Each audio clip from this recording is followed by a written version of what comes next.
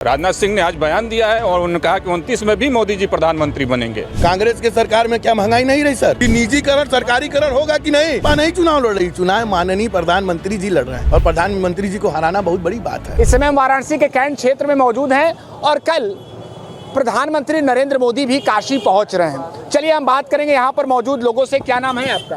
शुभम। आज 5वें चरण की वोटिंग जो है वो समाप्त हो चुकी है। वाराणसी में 7वें चरण में वोटिंग होगी। आपको क्या लग रहा है, क्या देश में परिवर्तन होने वाला है या फिर से प्रधानमंत्री मोदी जी? देश में परिवर्तन होगा, मोदी रहेंगे तो परिवर्तन होगा, निश्चित है। यानी सवाल हमारा आप समझिए कि परिवर्तन सत्ता में होगा, यानी प्रधानमंत्री मोदी आएंगे या फिर इंडिया गठबंधन से कोई नेता आ रहा है? मोदी आएंगे, मोदी जी आएंगे। चलिए, आपको क्या लगता है, क्या लग रहा है देश का मिजाज इस समय? देश का मिजाज तो कुछ भी हो, लेकिन बनारस में जी मोदी जी। अच्छा, बनारस में मोदी जी कल आ भी रहे हैं, उनका कार्यक्रम भी है। आज 5वें चरण की वोटिंग हो गई, 55.8% वोटिंग हुई है। एक बात ये भी कहा जा रहा है कि कहीं ना कहीं कुछ ऐसी सीटें हैं जहां पर कम वोटिंग हुई है, इसके आधार पर यह कहा जा रहा है कि सत्ता परिवर्तन भी हो सकता है। जी, आपको क्या लगता है? देखिए, सत्ता परिवर्तन तो हो सकता है, क्या नहीं हो सकता ये तो गर्व में बात है, लेकिन आंकड़े बता रहे हैं कि मोदी जी 400 पार। 400 पार। अमेठी, रायबरेली, कैसरगंज में क्या होने वाला है? इसमें अरे मोदी जी जहां भी है, भाजपा नहीं चुनाव लड़ रही, चुनाव माननीय प्रधानमंत्री जी लड़ रहे हैं और प्रधानमंत्री जी को हराना बहुत बड़ी बात है। रायबरेली में पूरी ताकत झोंक दी है कांग्रेस पार्टी ने। आपको क्या लगता है, वहां राहुल गांधी जीत हासिल कर रहे हैं या फिर दिनेश प्रताप? उनके कई बयान आपने सुने हैं। उनसे पूछा गया कि निजीकरण क्या फिर से सरकारी हो जाएगी, तो उन्होंने अपने पीए से पूछा आए मतलब क्या? जब जिस व्यक्ति को ये नहीं मालूम है कि निजीकरण फिर से राष्ट्रीयकरण होगा, तो उन्होंने कहा आए। इसका मतलब जो भरे मंच में प्रधानमंत्री बनने लायक हो, भरे मंच में कह रहा है कि निजीकरण सरकारीकरण होगा कि नहीं, तो कहे आप कहाँ से हो पाएगा, तो आप प्रधानमंत्री कैसे बनेंगे? तो माननीय मोदी जी जो कहे वो उन्होंने किया। उन्होंने कहा राम मंदिर, वो बना। उन्होंने कहा शिव मंदिर, विश्वनाथ मंदिर, वो बना। अब मथुरा और मथुरा बाकी है। क्या मंदिर के मुद्दों के आधार पर इस बार देश की जनता ने वोट किया है या कोई अन्य मुद्दे हैं? बेरोजगारी, महंगाई को लेकर भी तो विपक्ष कह रहा है। किसके सरकार में बेरोजगारी नहीं रही? कांग्रेस में 3%, आज भी 3%। कांग्रेस के सरकार में क्या महंगाई नहीं रही सर? कांग्रेस के सरकार में यही पेट्रोल 75 रुपया लीटर बिका और 10 साल में पेट्रोल 100 रुपया। मोदी अरे जब कुंवर थे तो थे आप। चलिए, और लोगों से हम यहाँ पर बात करते हैं। आप कहाँ के रहने वाले? बनारस? मैं यही बनारस का काशी निवासी हूँ। काशी निवासी हैं। 5वें चरण की वोटिंग जो है वो संपन्न हो चुकी है। देश क्या लग रहा है, क्या सोच रहा है, इस बार क्या होने वाला है लोकसभा चुनाव में? 400 पार हो रहा है। 400 पार। तो इस पर कई सोशल मीडिया पर वीडियो भी वायरल हो रहे हैं जिस पर विपक्ष कह रहा है कि यही स्थिति होने वाली है। कुछ लोगों की जो सोच है वो बदलने वाली है, ये केवल और केवल जुमला है। आप खुद ही जो है जगह जगह अब न्यूज़ कवर कर रहे हैं, ठीक है। जुमला तो जो है 4 जून को ये पता चलेगा ना कि जुमला था कि जो है हकीकत है।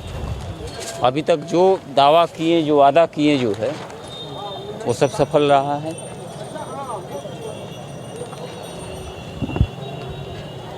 वैसे लग रहा है कि आप भारतीय जनता पार्टी के कार्यकर्ता हैं। सवाल ये है कि आज 5वें चरण की वोटिंग हो चुकी है, कुछ सीटों पर कम वोटिंग हुई है।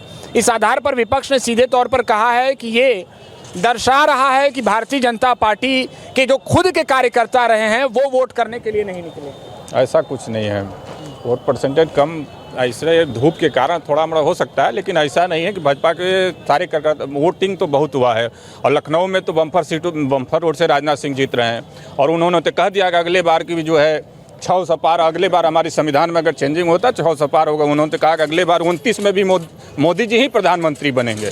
29 में भी? हाँ, राजनाथ सिंह ने आज बयान दिया है और उन्होंने कहा कि 29 में भी मोदी जी प्रधानमंत्री बनेंगे। 24 की तो बातें छोड़ दीजिए, 400 पार, अगर अगले बार 600 पार रहेगा 29 में, ये हम लोग का नारा होंगे। कुछ और लोगों से भी हम बात यहाँ पर करेंगे। आप क्या करते हैं?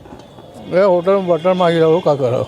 नहीं, ठीक है, काम करते हैं। सरकार के कामकाज को आप कैसे देख रहे हैं? सरकार हम ना देखा, हम सरकार कहाँ देखा? आप वोट करने जाएंगे ना? समय मिल गया, नहीं ना गया। नहीं, जरूर वोट करने जाइएगा, ये आपका अधिकार है। कोई भी योजना का लाभ मिला है कि नहीं सरकार? कुछ नहीं मिला है। कोई भी योजना का लाभ नहीं। राम राम, कहाँ से हैं? बनारस कैंट से। कैंट से। ये बताइए, सरकार के कामकाज को कैसे देख रहे हैं? 10 साल में कुछ ऐसी बातें हुई, कुछ ऐसी नीतियाँ आई जो आपके लिए हित कर रही कि नहीं?